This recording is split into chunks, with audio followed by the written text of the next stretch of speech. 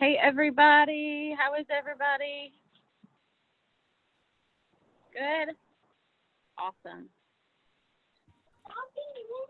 Real quickly, how was homework? Any issues with homework? Was it super hard? Was it awful?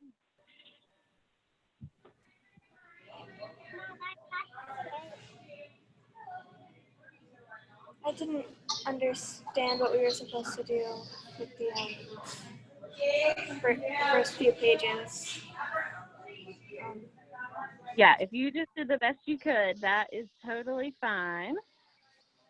Really, the idea was just kind of getting you used to labeling and looking up definitions and those kinds of things. So, okay, well, let's see. We'll give everybody just another to hop on here, and then we'll get started.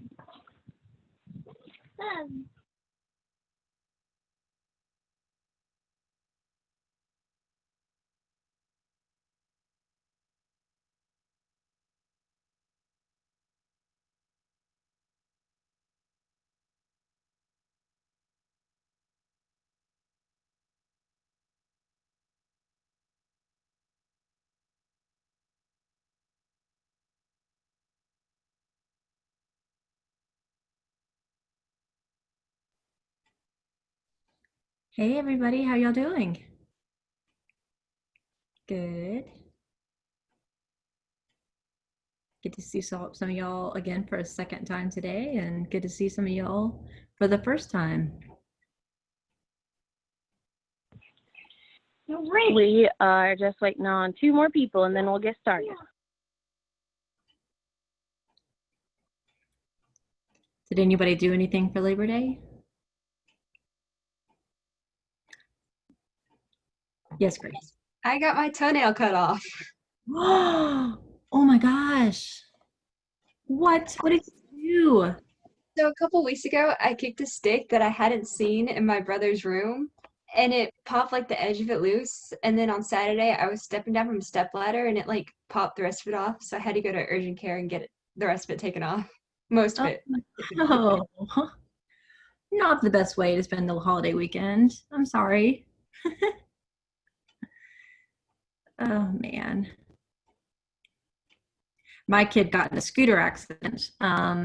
They were riding their scooter around an empty tennis court. And you know where the tennis nets are between like the short bars, where the net ends, sometimes there's like a long amount of string that comes out from the net and attaches it to the pole.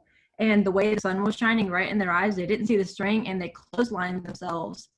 And so it scratched their neck all the way down, knocked off of their scooter. So they got some cuts and bruises on them, but their neck looks horrible, awful. And yeah, it was so bad. They were traumatized for a little while, but I'm happy to report that yesterday we were trying to find that park, and they gladly and bravely got back on that scooter and started riding again. But this time, not in a tennis court.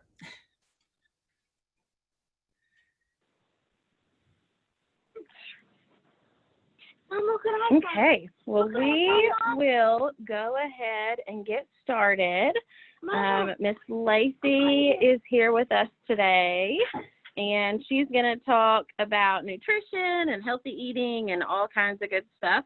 And then your homework this week will actually be to track your diet and kind of see how you do, and see if there are any things that you're missing that you want to add, or things that you're eating too much of, or whatever. And so if you have any questions, I'm sure Miss Lacie would be happy to answer them this week as you work on your homework, or Dolly and I, of course, are always here to answer them too. So I will turn it over to Miss Lacie. Perfect. Thanks, Jillian. Hi, everyone. How are you guys doing? Good. Awesome. Well, it's good to see some faces. I've been working from home a lot, so it's nice to see people. So like Jillian said, we're going to be talking about some pretty basic nutrition today. So we're really going to look at some things that we want to do, some things that we want to be careful of, that we really kind of want to watch our intake of, and then we're going to look at how we can go about tracking ourselves easily. So nutrition labels can be kind of overwhelming when we first look at them. So we're going to break that down a little bit today. and make it a little less confusing for you guys, okay? Can everyone hear me okay and see me okay before we get started? Thumbs up. Yeah, we're all good? Awesome. Okay. Well, I'm going to go ahead and share my screen. Did everybody receive the handout that I think will help you guys, the nutrition label breakdown? I think that Jillian was going to send that to you guys. Did everyone get that? It's in the Google Classroom. In the Google Classroom. Okay. Perfect. So here we go. Let's go ahead. Oh, you know what, Jillian? It says that screen sharing has been disabled. Are we able to enable that? Yep, give me 2 seconds. I'm actually going to just make you the host because I think it's easier to do it that way than Okay, try to perfect. figure I am the host now. Awesome. All right. All right, can you guys see this okay? Everyone can see the slideshow? Okay, great. I'm seeing some nods. All right, so at any time, if you guys have any questions, feel free to stop me, ask me, have a conversation with me, whatever is going to make it easier for you guys to understand what we're going over. So let's go ahead and get started. So like Jillian said, my name is Lacie Young. So I work for UT Extension here in Carter County. Some of you may know of it already. And I teach nutrition. So I work with both adults and teens, youth, kindergarten, all the way up to any age of adulthood. So we're going to go ahead and get started by, let's see here. Okay, so what we're going to be covering today is we're going to look at our 5 food groups. We are going to look at My Plate, which is a symbol that we're going to discuss. We're going to look at sodiums, fats, and sugars, which are 3 nutrients that we really want to be careful of. We don't want to take in too much of these, so we're going to learn about those. And then we're going to look at how to read a nutrition label and break it down so that when you guys are tracking yourselves over the next week, it will be a lot easier for you to do so by understanding what you're looking at with the nutrition label. Okay? All right, so let's go ahead and start with our My Plate. So My Plate and the 5 food groups. My Plate is a symbol that is created by the USDA that stands for a balanced plate when we talk about our 5 food groups. So our 5 food groups are fruits, vegetables, grains, protein, and dairy, okay? Now, it is understood that we're pretty busy. I'm sure you guys are super, super busy. You got a lot going on. So sitting down to 3 meals may not always be something that we can do. So we're going to look at how we can incorporate these 5 food groups throughout our day. So let's say that we were going to sit down to a balanced plate that had all 5 food groups. What would we want it to look like when we're talking about how much of each food group we would want to get? So we would want half of our plate to be fruits and vegetables. We would want about 1/4 of our plate to be grains. We would want about 1/4 of our plate to be protein. And then we would want to have 1 serving of dairy at each meal. So if we were to have 3 meals throughout the day, that would add up to be 3 servings of dairy. Now, like I said, we're very busy. We got a lot going on. So often we may not get to sit down to a very balanced meal that has all of these at the same time. So what we can do is we could utilize one of our food groups as a snack in between meals. So let's say that for breakfast, maybe you were able to sit down and you were able to have some fruits and grains and protein and a glass of milk, but you didn't get to have your vegetables at breakfast. You could use your vegetables as a snack in between breakfast and lunch. So maybe something like some carrot sticks or something like that for a snack in between. So it can definitely be messed with a little bit and depending on how your day is, but this is just kind of an overall view of how we want to balance out our food groups in relation to each other. So we're going to break it down and we're going to look at each of these food groups and how much you guys need specifically for your age, okay? So we're going to start with our fruits. Now, fruits and vegetables are fantastic options. I'm sure as all of you have heard by now in life many times, we want to eat our fruits and vegetables, but we want to eat our fruits and vegetables because They are low in sodiums, fats, and sugars, which are going to be those 3 nutrients that we want to limit that we're going to look at in a little bit. And they're also full of vitamins, minerals, and nutrients. So they are full of vitamin C, which helps keep our immune system boosted, which helps reduce the likelihood that we're going to get sick and miss out on a lot of fun things because we're not feeling well. They're full of fiber, which helps to keep us full for longer, which we're going to talk about in a little bit. They're full of potassium, they're full of they're just full of all sorts of nutrients that we need for our bodies. Now, for your age group, how much do you guys need? So everyone here is pretty much between the ages of about 14 to 18, correct? And so this is going to be kind of an overall general view of how much you need. Now, it does vary. It varies by if you're a female or male, and it's also going to depend on how active you are. So if you're a pretty active person, if you're someone who you're moving all the time, you're in a lot of sports, you're very, very busy, you may need a little bit more than this because you're going to be working off those calories pretty quickly throughout your day. But generally, if you do moderate activity, you move throughout your day, maybe you go for a run or you play sports here and there. For females, for fruits, you're going to want about 1.5 cups of fruits per day. For males, you're going to want about 2 cups per day.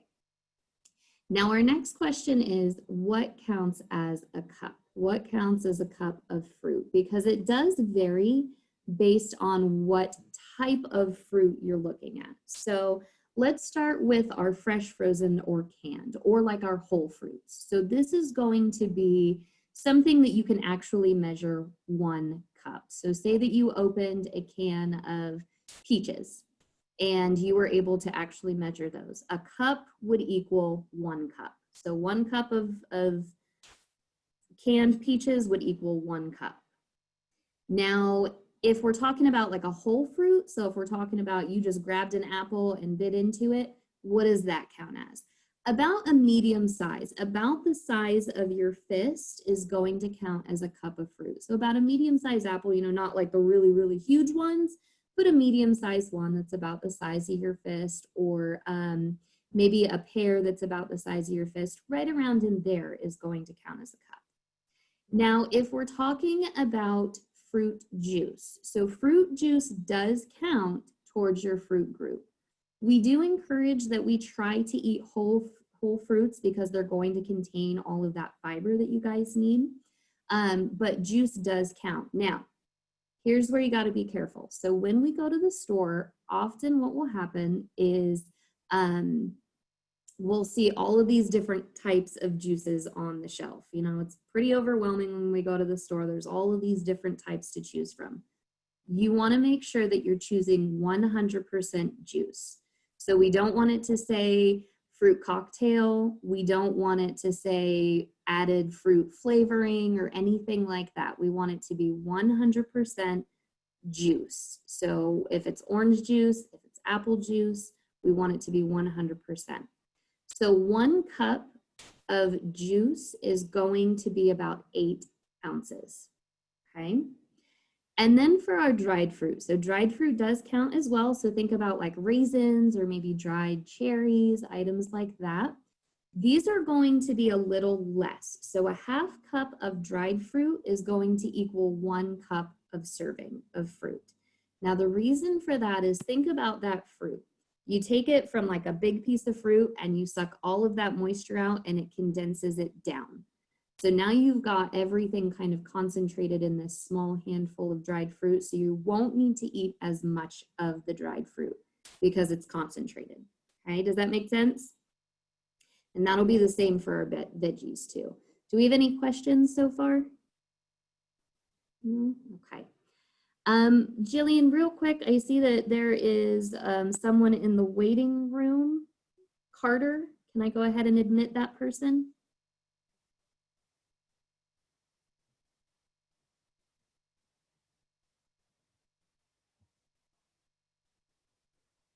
What's the last name? It's probably one of our kiddos. It just says Carter. That's probably one of our pupils. So just go ahead. Somebody trying to say something?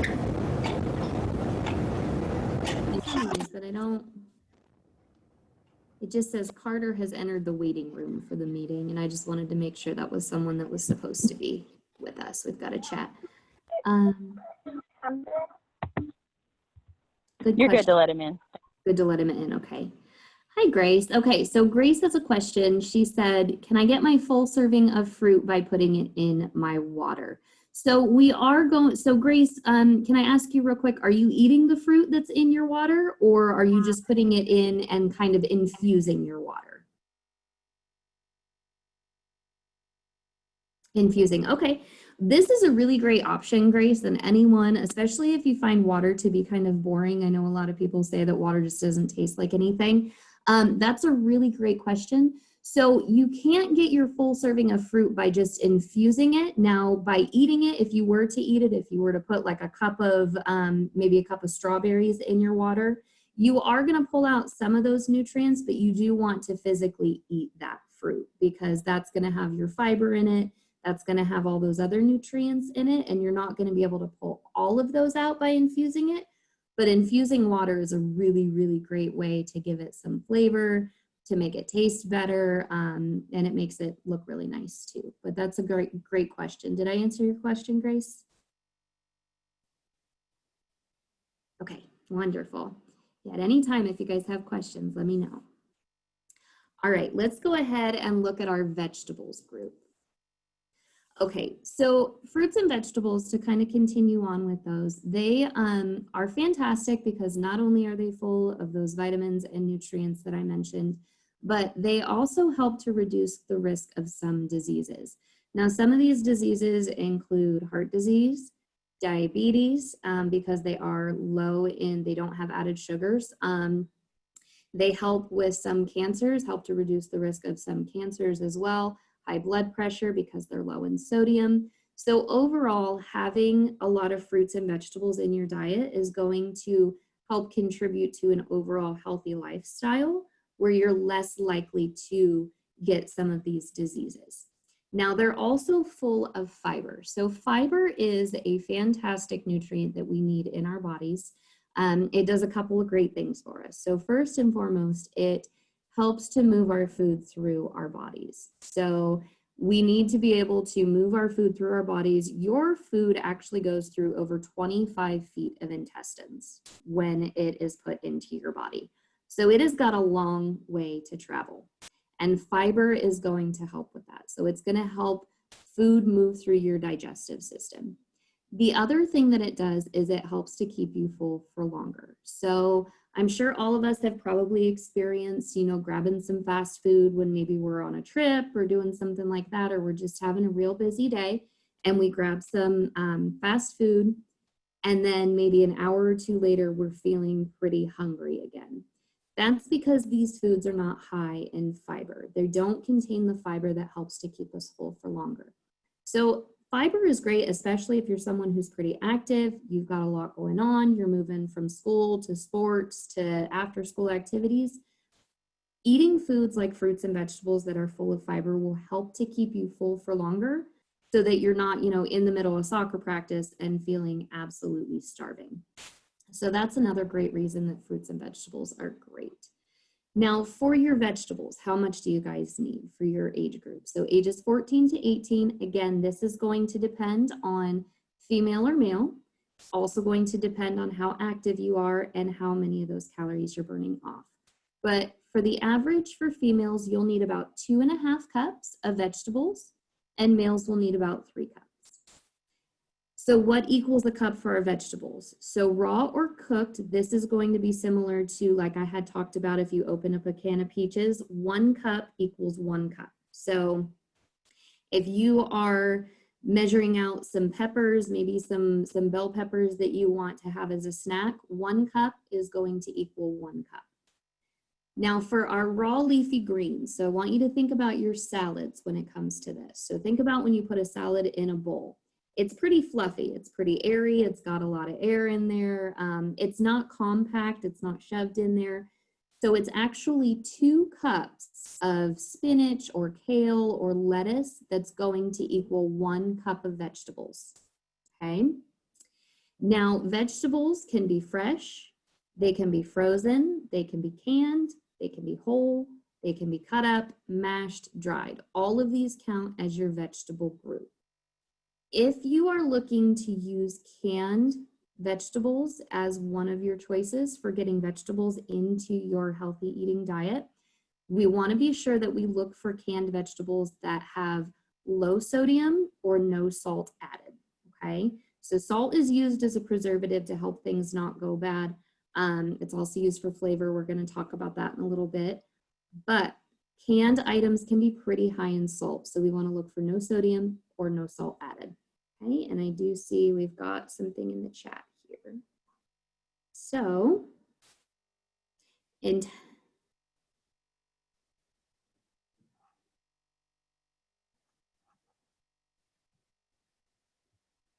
all right, not a question. Okay. All right, so let's go ahead and look at our protein. So protein provides the building blocks to bones, muscles, cartilage, skin, and blood. So protein is extremely important, especially if you're somebody who, if you like to lift weights, you know that protein is pretty important for lifting those weights, building some muscle strength. So how much do you guys need of your protein? So for ages 14 to 18, females need about 5 ounces, males need 6.5 ounces, okay? So there's a lot of different foods that fall into our protein category. So most of us actually do get enough protein each day. That's because there are so many foods that fall into the protein category. So 1 ounce is equal to what? So 1 ounce can be 1 ounce of meat, fish, or poultry like chicken. And 1 ounce is going to be about the size of your fist, usually maybe a little bit smaller. So this can be chicken, this can be turkey, this can be salmon. What we want to look for is lean meats. So either hamburger that's lean or lean meats like chicken, okay? A 1/4 cup of cooked beans will equal 1 ounce as well. So cooked beans are really, really high in protein. So if you're somebody who you're not really big on meat or fish, maybe you don't like to eat a lot of meat, beans is a really great way to get your protein because it's packed full of it, and a 1/4 cup is equal to about 1 ounce. Okay? And then 1 egg, so maybe you hard boil some eggs for the week to get your protein. 1 egg is equal to 1 ounce. Peanut butter is also included, so if you're somebody who loves peanut butter and can have peanut butter, 1 tablespoon is equal to 1 ounce. And then nuts as well. So nuts are also part of our protein group, and they're very high in protein as well. So a 1/2 ounce of nuts is equal to 1 ounce. Okay, so think about maybe peanuts or almonds or other nuts that you like. Only 1/2 ounce is equal to 1 ounce of protein for our serving size. Okay, we've got another person in the waiting room here. We've got Kim Berry.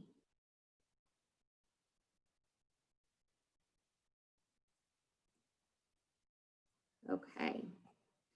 All right, so let's look at our grains. So our grains are going to include rice, wheat, oats, barley, cereals. There's a lot that goes into our grain group. So here's the thing with our grain group, you guys. We have 2 different options when we are looking to include grains into our diets and what we put into our bodies. We have what's called whole grains, and then we have what's called refined grains. So if you've ever been at the store, you know that there are 40 different thousand types of bread to choose from, or it looks like there are. And you've got some that are a darker color, some that are white. So how do you know which ones to choose from? So whole grains are what we want to try to choose in our diet. And the reason for this is because they contain fiber, all of the vitamins that we need, the B vitamins, the healthy carbohydrates, and all of the minerals. So what happens when they take that wheat to make what's called refined or white bread? They actually take out the fiber, the iron, And what this does is it makes it a smoother texture. It makes that wheat a smoother texture. So has anybody ever experienced eating like the white bread and then you eat the wheat bread and it's got a different texture to it? It's kind of grainy. It's not as smooth. Okay. So that's how they make the refined grain to be something that is, hey Jillian, are you there?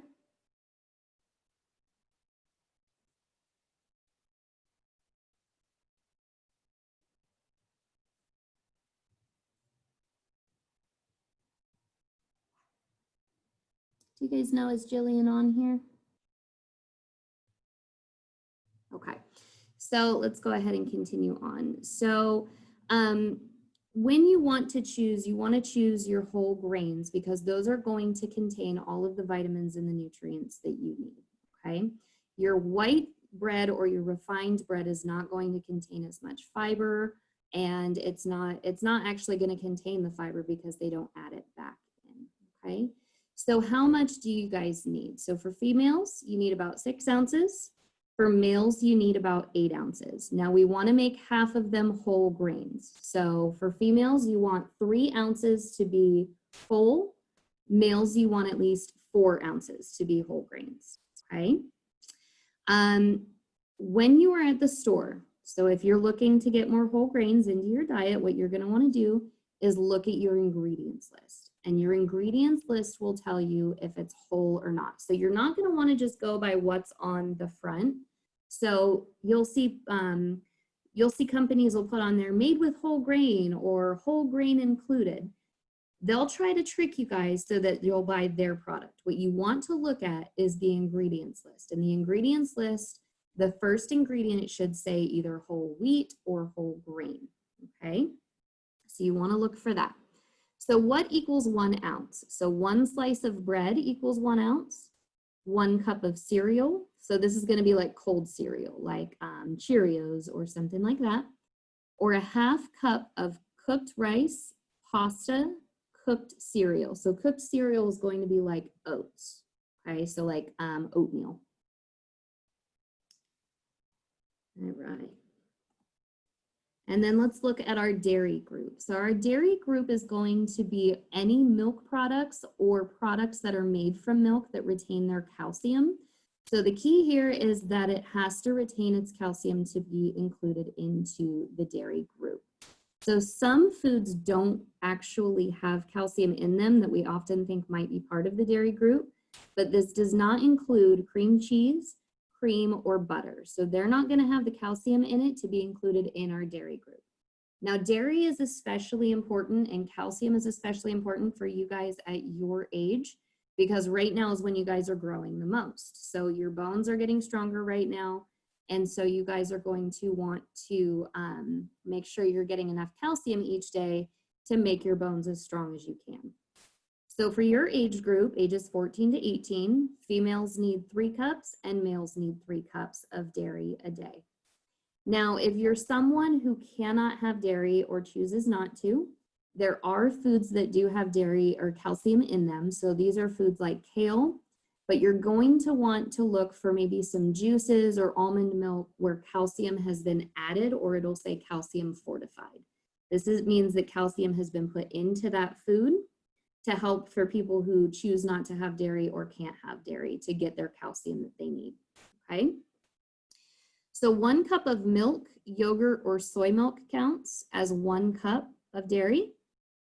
1.5 ounces of natural cheeses, so like your cheddar cheeses, and then 2 ounces of processed cheese. So processed cheese is gonna be more like American cheese or items like that, okay? All right, so now we're going to look at our sodiums, fats, and sugars. So these are 3 nutrients that are naturally occurring in food. They do just happen, but they are also added to food to make the flavor better, to make the texture better, and to keep the food from going bad. Now, in little bits, these in the correct amounts, sodium, fats, and sugars can be okay in our bodies and they can help our bodies. But when we get too much of them, that's when they become harmful to us. They can cause us to gain unhealthy amounts of weight get diabetes, heart disease, or high blood pressure. Okay? So we're going to start with our sodium. So our sodium is also known as salt. It does naturally occur in food, so it's just naturally there, and it is needed in our bodies. It does help to regulate fluids in our bodies and with our nerve functioning. The maximum amount is 2,300 milligrams, okay, or a teaspoon. So that counts as 1 teaspoon, okay? Now, there are some foods that are high in salt. Foods that are high in salt that we really want to be careful about are going to be our canned foods like soups and stews, packaged foods like frozen dinners, and then our fast foods. So burgers, fries, and pizzas are often high in salt, okay?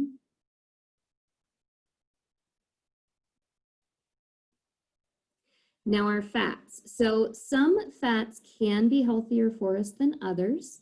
So fats that are healthier for us are items like olive oil, canola oil, and fish oil. These are going to be better for us than solid fats. And solid fats are like butter, lard, or the fat that you guys see on meats, like you've seen it on chicken, or it'll be in steaks as well. So there are some fats that are going to be a better option for us. So like when we're cooking our foods, you'll want to cook in maybe olive oil instead of butter. So olive oil will be healthier for us to cook in. So when we're choosing fats, there's 3 different types that you're going to see. And one of them is healthy for us and the other 2 are harmful to us. So unsaturated fats are healthier for us than saturated or trans fats, okay? Now, how do we remember that? So how do we remember which one's going to be the better option for us? So I want you guys to think of like a piece of pizza. If you've ever ordered a pizza and you got it home and you picked up a piece and it's just kind of dripping with oil, it's just kind of saturated. It's got so much oil and grease on it that it's just kind of dripping with that. Think of that as being saturated with fat, saturated with oil, saturated with grease. That's how we know that's not going to be healthy for us if we put it in our bodies, okay? Now the maximum amount for you guys is about 65 grams or 16.25 teaspoons. So how do we figure that out? Okay, how do we know how many teaspoons a gram is? So what you're going to do when you look at your nutrition label, whatever it says the grams is, you will divide it by 4, and that's going to tell you how many teaspoons, okay? So 65 grams or 16 teaspoons is the maximum amount for the day, and you want no more than 20 grams to be saturated fats, okay? So foods that are high in fats are going to be your fast foods again. So not only are they high in sodium, but they're also high in fats. So burgers, fries, pizza, items like that.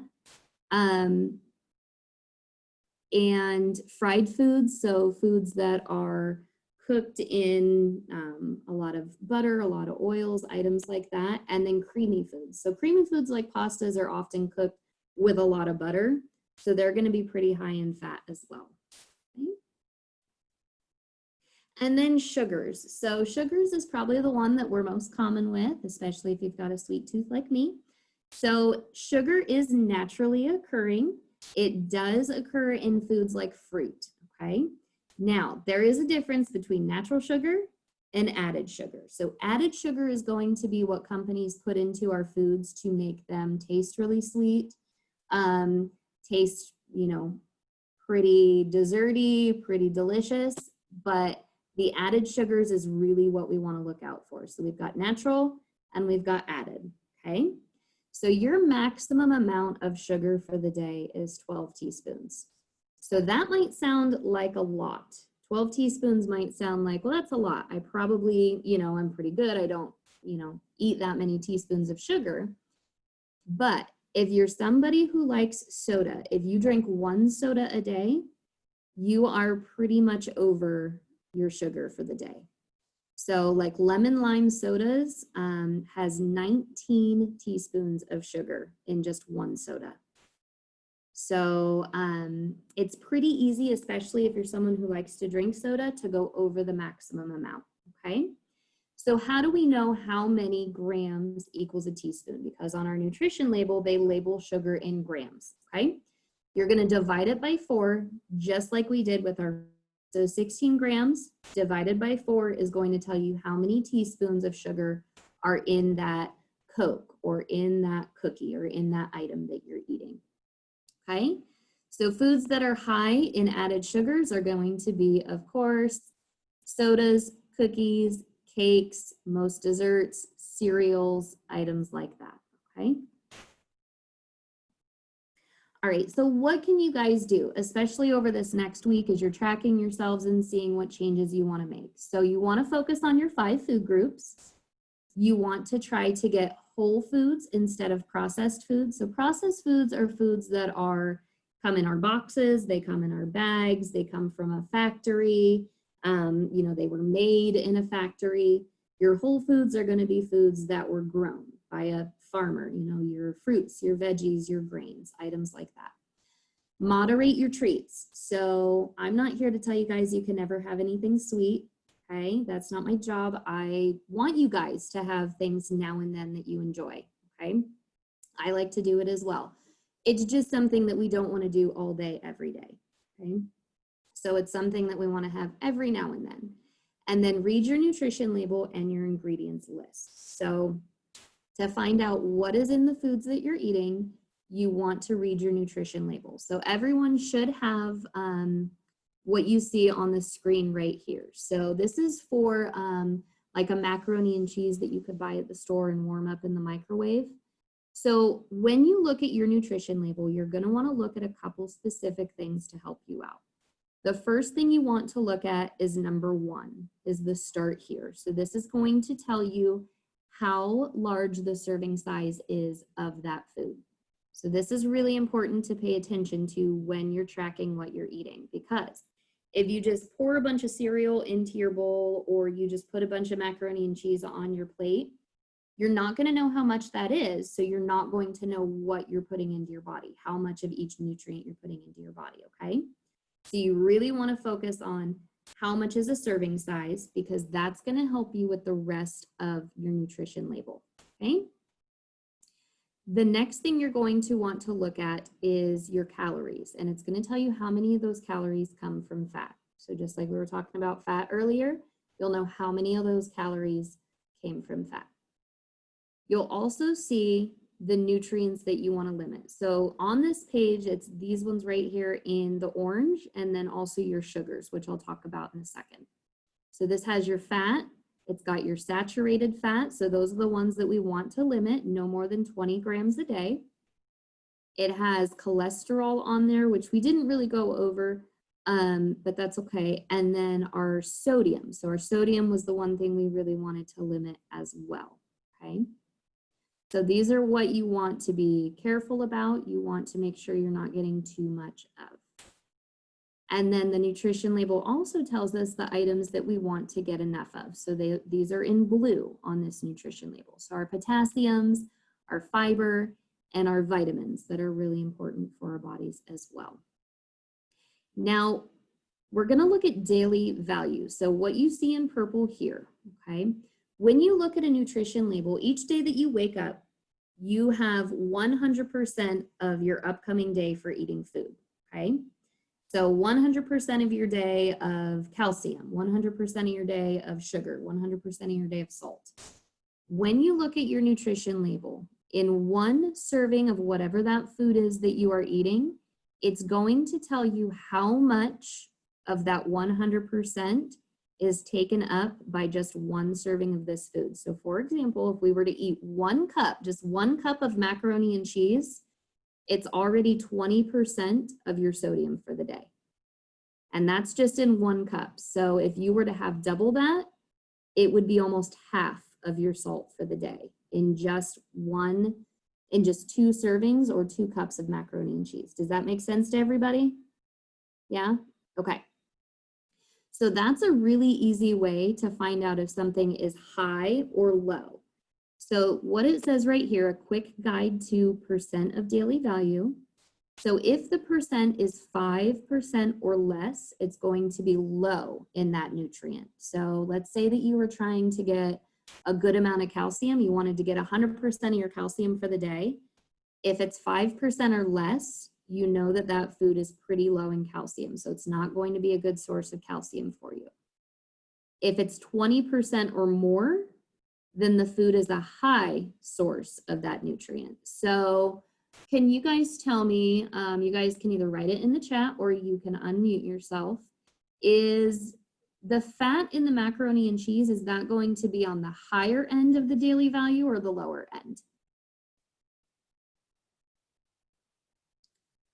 So find your total fat for the macaroni and cheese, look at your percent daily value in the purple, and is it high or is it lower in fat? Now remember, closer to 20 is going to be pretty high, closer to 5% is going to be low. What do you guys think? Is it high in fat or low in fat? Okay, so Grace says it's fairly high. You're right, Grace. So it's starting to get pretty close to the 20%. Yes, very good. Yep, it is higher. Very good. What about, can you guys tell me, how about your calcium? So your calcium in the macaroni and cheese, is it high in calcium or low in calcium?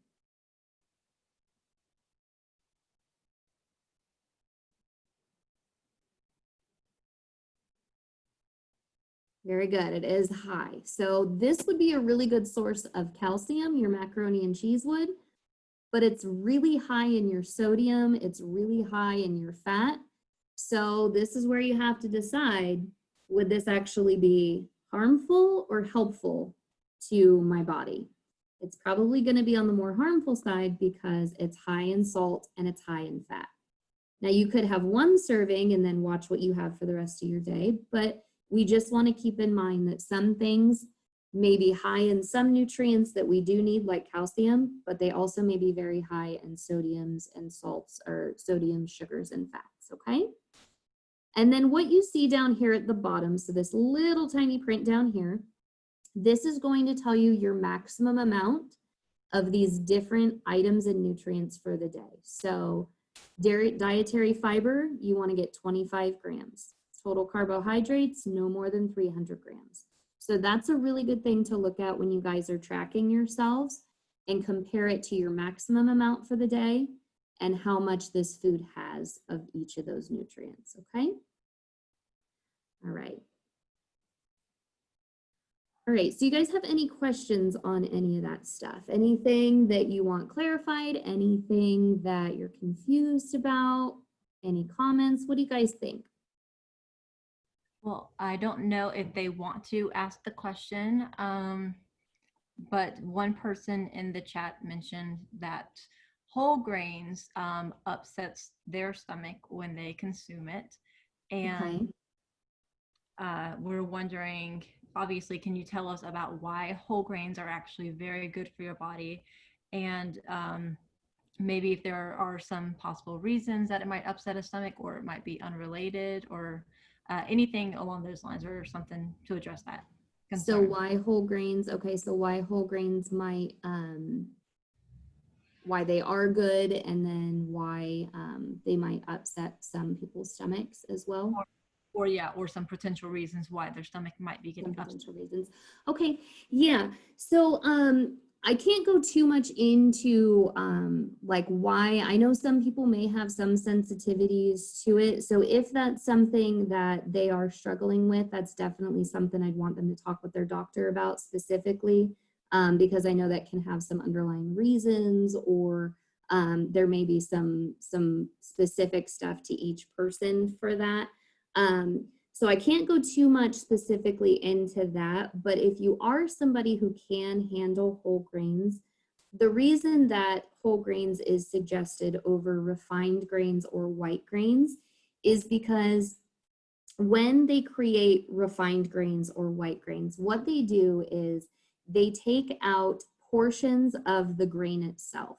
So whole grains contain B vitamins, they contain iron, they contain carbohydrates, which help to give us energy, and they also contain fiber. So they've got a lot of really great nutrients when the grain is whole.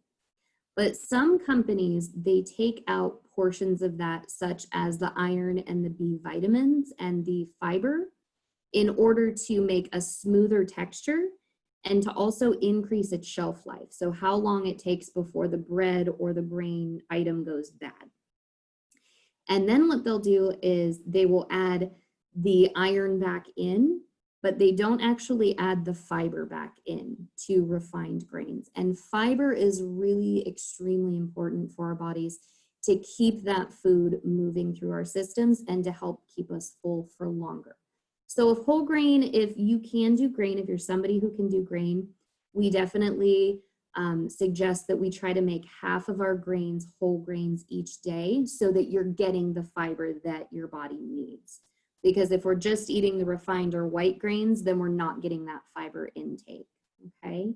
And then if you're someone who struggles with that, it's like I said, I can't go too much into that, but that's definitely something, if it's something that hurts your stomach, I think your doctor can definitely help you to determine how to get that fiber or what some other alternative options are for you. Does that help? Does that answer that question? And does that help too with why whole grains are the choice that we want to make at least half of our grains than refined or white grains each day?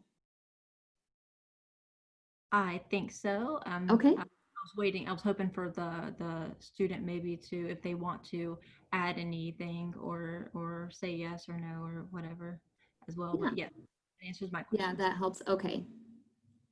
Beans. Okay, so a lot of beans help as well.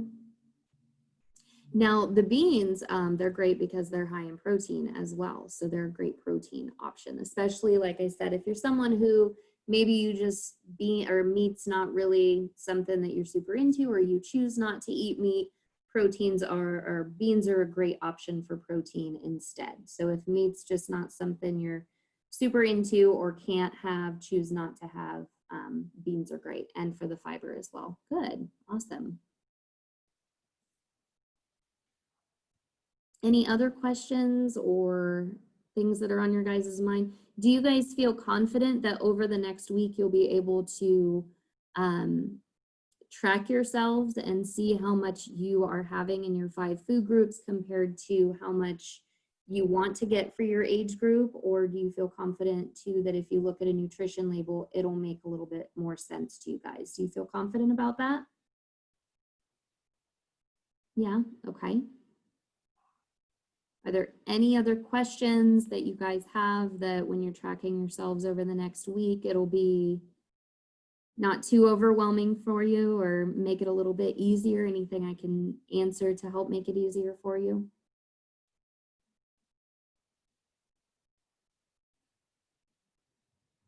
I'm going to go ahead and stop sharing this. Okay. All right, well, that's all I have for you guys. But like Jillian said, if you guys have any questions over the next week, if you're tracking yourselves, something doesn't make sense, if you're just not sure, you guys are always welcome to reach out to me. Do you guys have my email? How do you guys want to go about that? Do you want them to ask you the question and send it to me? Or what do you guys think? Totally whatever you're comfortable with. I'm comfortable with anything. If they want to reach out to me, I can put my email in the, I can put my email address in the chat box, and they can definitely reach out to me if you guys have a question, if you're not sure about something over the next week while you're tracking yourselves, okay? Jillian, do you have any questions for me or anything I can clarify or help with that you want them to know? I think that was really helpful. Hopefully it was helpful for all of y'all and got you thinking about some of the things you're eating and some new things to maybe try. So thank you, Lacie. Yeah, absolutely. So there's my email, you guys, if you need to reach out to me.